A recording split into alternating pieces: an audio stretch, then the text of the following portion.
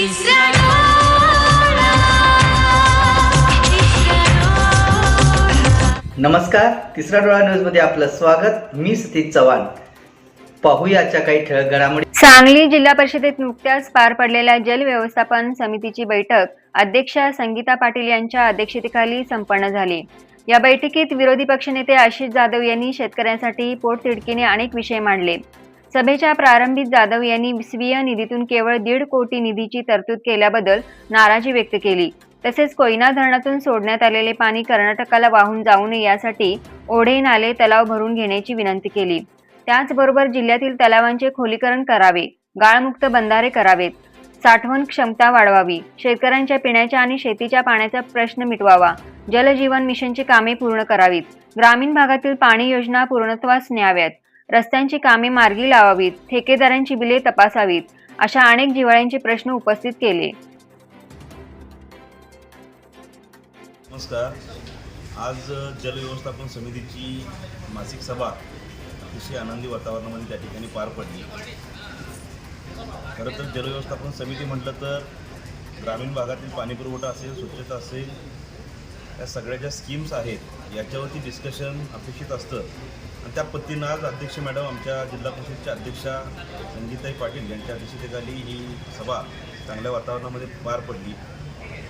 जे काही मुद्दे प्रत्येक सर्वसामान्य गोरगरीब कुटुंब येणाऱ्या लोकांचे जे काही मुद्दे असतात पाण्याविषयी, स्वच्छतेविषयी सगळे मुद्दे त्या ठिकाणी मांडले गेले.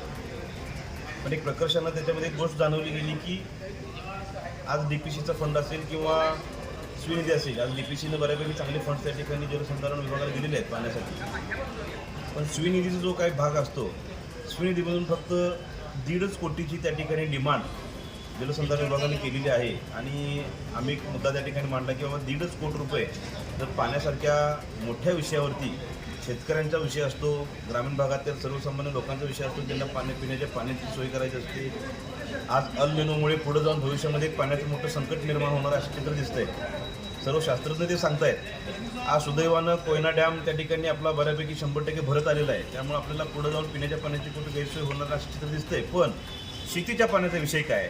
म्हणजे शेतीचं पाणी जे आहे, हे शेतीचं पाणी हे जर टिकवायचं असेल आपल्याला तर साठवण क्षमता जी आहे, ग्रामीण भागातील बंधारे असतील, कोल्हापूर पद्धतीची बंधारे आहेत, त्याच्यानंतर पाझर तलाव आहेत, साठवण तलाव आहेत, हे जी काय तलाव असतील, ओढे नाले असतील, याच्यामध्ये जे काय आता पाणी जे नदीला सोडलेलं आहे कोयना डॅमचं, हे पाणी थांबवून कुठेतरी ते ओढ्या नाल्याला सोडून बंधारे भरून घेतले पाहिजे, तलाव भरून घेतले पाहिजे, ही एक भूमिका आम्ही त्या ठिकाणी मांडली. आणि सगळं करत असताना आज आमचे मिरज मतदारसंघाचे आमदार डॉक्टर सुरेशभाऊ खडे साहेबांनी जर आमचे लोकप्रिय आमदार गोपीचंद पडळकर साहेब या दोघांनी पाठपुरावा करून जवळपास 10 कोटीचं बिल या ठिकाणी महामंडळाला भरायला सांगून देवेंद्र फडणवीस साहेबांनी, आपल्या राज्याचे लोकप्रिय मुख्यमंत्री देवेंद्र फडणवीस साहेबांनी लगेच स्वाक्षरी केली आणि त्यांनी आदेशही तसे पारित केले. आणि 10 कोटीचं बिल त्या ठिकाणी महामंडळाला भरायला सांगितलं आणि शेतकऱ्यांच्या डोक्यावरचं कर्ज त्या ठिकाणी कमी केलं आणि पाणी उचलायला सांगितलं. ही योजना चालू झाली. पुन्हा आता त्या योजनेचं काय झालं याची तुम्ही माहिती घ्या. मला असं वाटतं की ग्रामीण भागातल्या शेतकऱ्यांचा पाण्याचा जो विषय आहे, हे पाणी कंटिन्यू सोडलं पाहिजे आत्ता. कारण पाणी वाहून खाली कर्नाटकला चाललेलं आहे. हे पाणी थांबवलं पाहिजे आणि हे पाणी ओढ्या नाल्याला सोडून तलाव भरून घेतले पाहिजेत. आणि हे सगळं करत असताना ओढ्या नाल्याला पाणी जर सोडायचं असेल तर जे बंधारे आपण बांधलेले आहेत, लघु पाटबंधारे विभाग, सांगली जिल्हा परिषदचा जो विषय आहे, जो विभाग आहे, या विभागाच्या माध्यमातून जी कामं झालेली आहेत पाटबंधारे विभागाची, लघु पाटबंधाऱ्याची, तर ते बंधारे सगळे गाळाने भरलेले आहेत. तर जे ओढ्याला पाणी शेतकरी 1000 रुपये तासाला लोकवर्गणी गोळा करतात शेतकरी आणि ते पैसे भरतात विभागाला. आणि ते पैसे भरल्यानंतर मग पाणी सोडलं जातं. डोंगरवडे असेल, म्हैसाळ योजना असेल, ताकारी असेल, टेंबू असेल. पण हे पाणी सोडल्यानंतर पुन्हा नदीला पाणी जाते. शेतकऱ्यांना त्याचा काहीच फायदा होत नाही.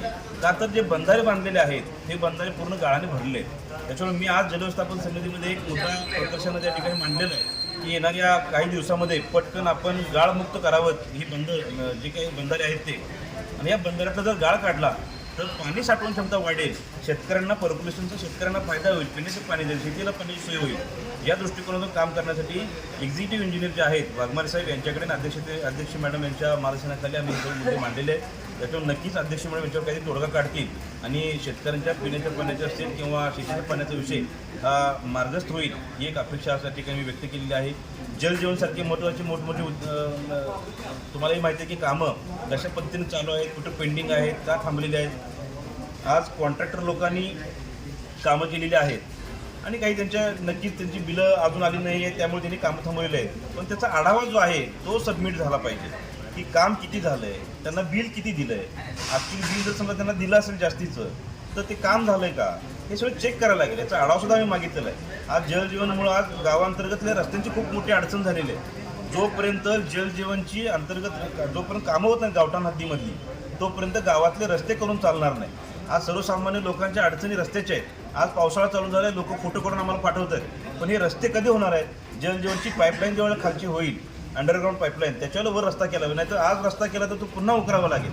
त्याच्यामुळं मला असं वाटतं की जलजीवनची जी काही कामं आहेत त्याचा आढावा घेऊन लवकरात लवकर गावांतर्गतली जी काही जलजीवनची कामं पेंडिंग आहे ती संपवली पाहिजेत, जेणेकरून त्याच्यावरती पुन्हा रस्ते होईल, अंतर्गत रस्ते होतील आणि ती कामं चांगल्या पद्धतीने होतील. त्याच्यामुळे तो सुद्धा आढावा या ठिकाणी लवकरात लवकर द्यावं म्हणून सांगितले. याच्यामध्ये मोठा घोळ दिसतोय. सोनीसारखा जो विषय आहे सगळ्यांना माहिती आहे, आज सोनीमध्ये जागा द्यायला तयार असताना ती जागा घेत नाही आहे ग्रामपंचायत. तर तिथले काही स्थानिक जे काही राजकीय अडचणी चालू आहेत, राजकीय तिथे घडामोडी घडत आहेत. एखादा जर सोनीसारख्या गावामध्ये ग्रामपंचायतीला 1 गुंठा जागा त्या ठिकाणी नोंद करण्यासाठी बक्षीसपत्र म्हणून देण्याला तयार आहे एक व्यक्ती, आणि ते प्रांत ऑफिस असेल किंवा आमच्या जिल्हा परिषद सर्व टेक्निकल टीम असेल, पाणीपुरवठा विभाग असेल, या सगळ्यांनी त्या ठिकाणी परमिशन दिलेले आहेत. आणि हे सगळं परमिशन दिलेलं असताना सुद्धा जर तिथल्या एखाद्या नेत्याच्या एखाद्या गोष्टीसाठी किंवा त्यांच्या काय म्हणतात त्याला की त्याचा एक दृष्टिकोन वेगळा आहे त्यांचा, गावाला वेठीस धरायचं आणि मग सोडून द्यायचं. मला राजकारणात पडायचं नाही, पण मला असं वाटतं जर 1 गुंठा जागा टेक्निकल टीमनं जर आपल्याला पाणीपुरवठा विभागाने सांगितलेलं आहे की पुरेशी आहे तर ती जागा ग्रहण करून त्या ठिकाणी जलजीवनचं काम जे अपूर्ण राहिले ते पूर्ण व्हायला पाहिजे.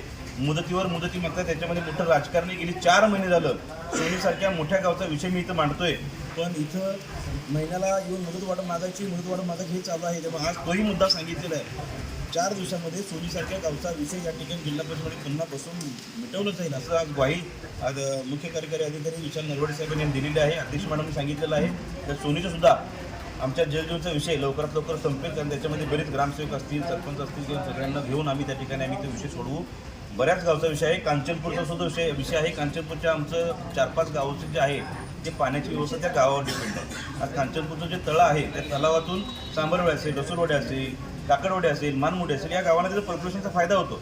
त्याच्यामुळे त्यासुद्धा गावातलं जे काही तलाव आहे तिथं लोकवर्गणी शेतकरी वर्ग आमचा पैसे गोळा करून पाणी भरून घेतोय आणि ते पाणी त्यात टिकत नाही आहे. तर त्याचं खोलीकरण झालं पाहिजे, त्याचं कुठं लिकेज थांबलं पाहिजे, ह्या सुद्धा गोष्टी आज मांडलेल्या. त्याच्यामुळे लवकरात लवकर ती आम्हाला ग्वाही दिलेली आहे की त्याचं टेंडर आम्ही त्याचं एस्टिमेट आता उद्या लोक अधिकारी येतील, त्याचं एस्टिमेट बनवतील आणि त्याची पुढची क्रमा वगैरे सगळ्या गोष्टी होईल आणि ते सुद्धा काम होईल. त्याच्यामुळे एकच आहे की महत्त्वाचा मुद्दा जो पाण्याचा विषय आहे, स्वच्छतेचा विषय आहे, सगळ्यात मोठा विषय असताना अध्यक्ष मॅडम त्याच्या सभापती असताना, आमच्या अध्यक्ष त्या समितीचे असताना 1.5 कोटी रुपयाची त्या ठिकाणी डिमांड आहे. तर मला असं वाटतं की याच्यामध्ये वैयक्तिक लक्ष घालून अध्यक्ष मॅडमनी आपल्या या जलव्यवस्थापन समितीसाठी चांगली तरतूद भविष्यामध्ये करावी आणि पाण्यासारखे मोठे विषय त्या ठिकाणी मार्गी लावावेत ही माझी त्यांना विनंती राहील. आज तुम्ही सांगितलं की बाबा जलव्यवस्थापनामध्ये काय झालं, तर ही जलव्यवस्थापन चांगल्या पद्धतीनं त्या ठिकाणी आमची सभा पार पडली. तर मला असं वाटतं की हे सगळे जे मुद्दे आहेत या सगळ्या मुद्द्यांचं उत्तर आपल्याला येणाऱ्या 4-8 दिवसांमध्ये अपेक्षित आहे. त्यामुळे तुमच्या माध्यमातून माझी विनंती करायची सर्वांना की लवकरात लवकर 8 दिवसांमध्ये त्यांनी सर्व माहिती आम्हाला द्यावी, अन्यथा आम्हाला सर्व शेतकरी बांधवांना घेऊन या ठिकाणी येऊन मोठं आंदोलन उभा करावं लागेल, कारण हे सगळे जिल्हा परिषदेच्या अखत्यारीतले विषय आहेत. त्यामुळे जिल्हा परिषदेने जर चांगल्या पद्धतीने सोडवले तर नक्कीच आम्हाला पुढच्या काळामध्ये शेतकऱ्यांसाठी चांगली मदत होईल. धन्यवाद. यूट्यूबवर सर्च करा तिसरा डोळा. तिसरा डोळा चॅनलला सबस्क्राईब करा.